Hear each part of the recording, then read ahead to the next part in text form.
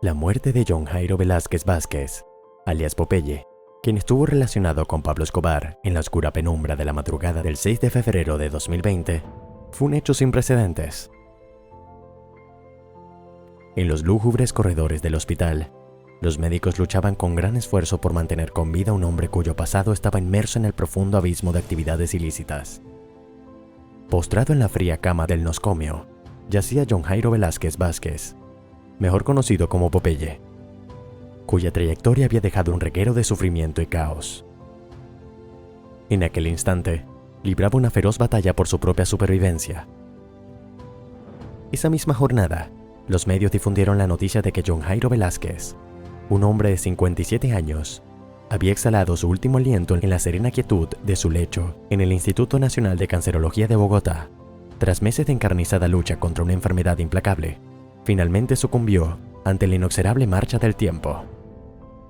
No obstante, antes de este desenlace inevitable, ¿cuáles fueron los conflictos legales que lo catapultaron a la notoriedad en todo el país? ¿Qué oscuros enigmas y secretos llevó consigo este hombre a la tumba?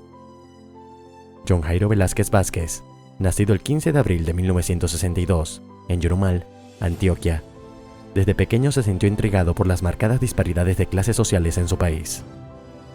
En una ocasión, decidió aventurarse más allá de los límites de su hogar y recorrió varias cuadras hasta llegar a la imponente residencia de un reconocido personaje relacionado con el tráfico de sustancias ilegales de la época, Fernando Galeano.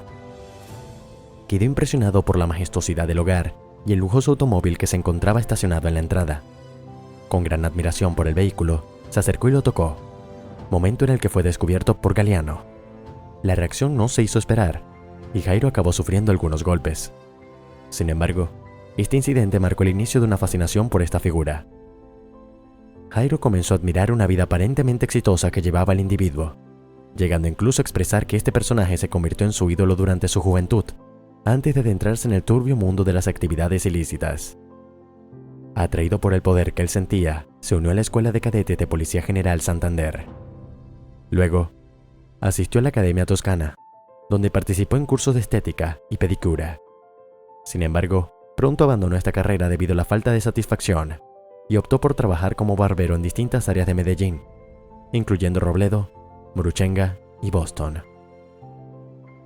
Más tarde, se enroló en la Escuela de la Armada de la República de Colombia, donde recibió el apodo de Popeye por su semejanza física con el personaje de las tiras cómicas, apodo que luego eliminó mediante cirugía plástica.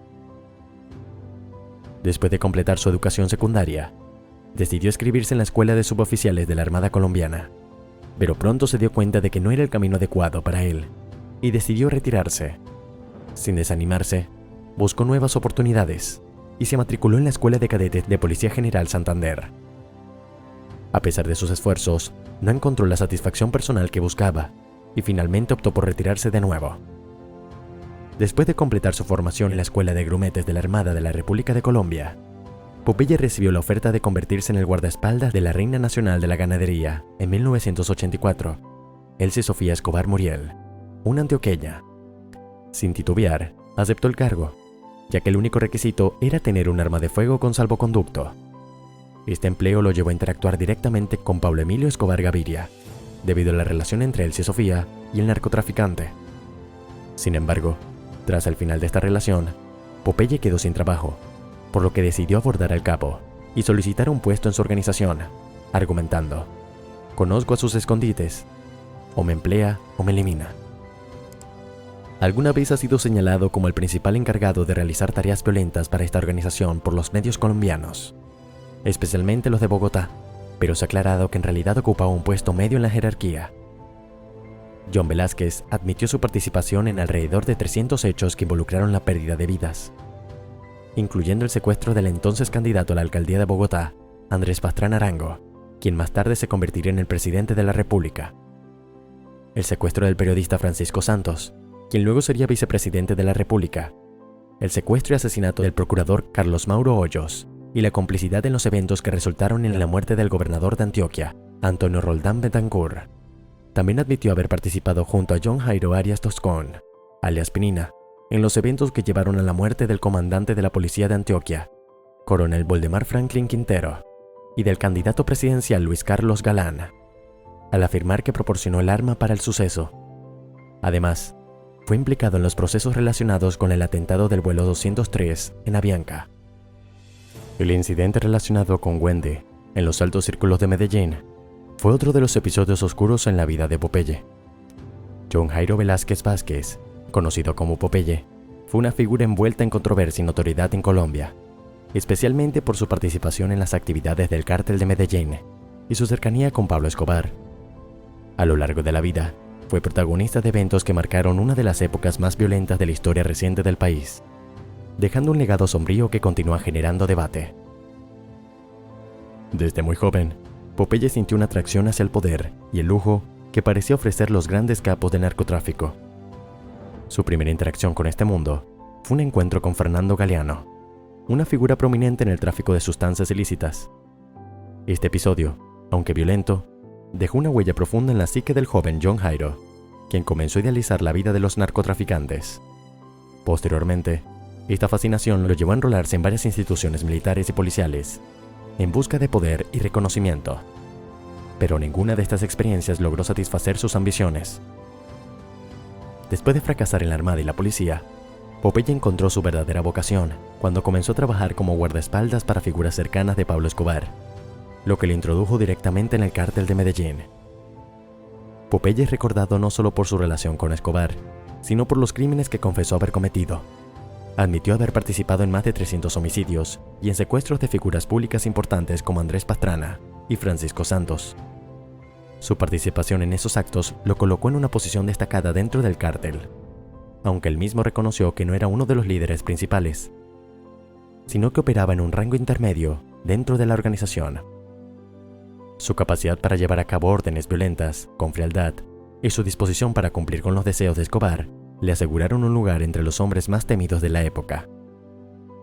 El asesinato del procurador Carlos Mauro Hoyos y su implicación en la muerte de Antonio Roldán Betancourt, gobernador de Antioquia, fueron solo algunos de los crímenes más notorios en los que estuvo involucrado. Además, fue parte del plan que llevó a la muerte del comandante de la policía de Antioquia, Valdemar Franklin Quintero, y del candidato presidencial Luis Carlos Galán, un evento que marcó un antes y un después en la lucha del Estado colombiano contra el narcotráfico. Uno de los actos más infames asociados a su nombre fue el atentado contra el vuelo 203 en Avianca, un ataque que conmocionó al país y al mundo entero. A pesar de su participación en estos actos brutales, Popeye, después de su captura y encarcelamiento, intentó reconstruir su imagen. Durante los años que estuvo en prisión y posteriormente tras su liberación, se convirtió en una figura mediática, escribiendo libros y participando en entrevistas donde narraba sus experiencias en el Cártel de Medellín. Su canal de YouTube, donde compartía relatos sobre su vida y su pasado, atrajo miles de seguidores, pero también generó indignación en muchos sectores de la sociedad colombiana que no podían aceptar la glorificación de un hombre que había sido responsable de tantas tragedias. Velázquez falleció en 2020 después de una batalla contra el cáncer, dejando un legado lleno de controversia y preguntas sin responder. Su vida fue un reflejo de las tensiones y conflictos que marcaron la historia de Colombia durante las décadas de 1980 y 1990. Aunque algunos lo ven como un hombre que buscó redimirse en sus últimos años, para muchos, su nombre siempre estará ligado a la violencia y el sufrimiento que causó a través de su involucramiento en el Cártel de Medellín. En resumen, John Jairo Velázquez Vázquez fue una figura compleja que pasó de ser un joven con aspiraciones de poder a convertirse en uno de los sicarios más temidos de Colombia. Su vida es un testimonio de cómo la ambición y la cercanía al narcotráfico puede llevar a un individuo a cometer actos impensables. Aunque intentó reescribir su historia en sus últimos años, las cicatrices que dejó en la sociedad colombiana son difíciles de borrar, y su legado será recordado como uno de los capítulos más oscuros en la historia del país.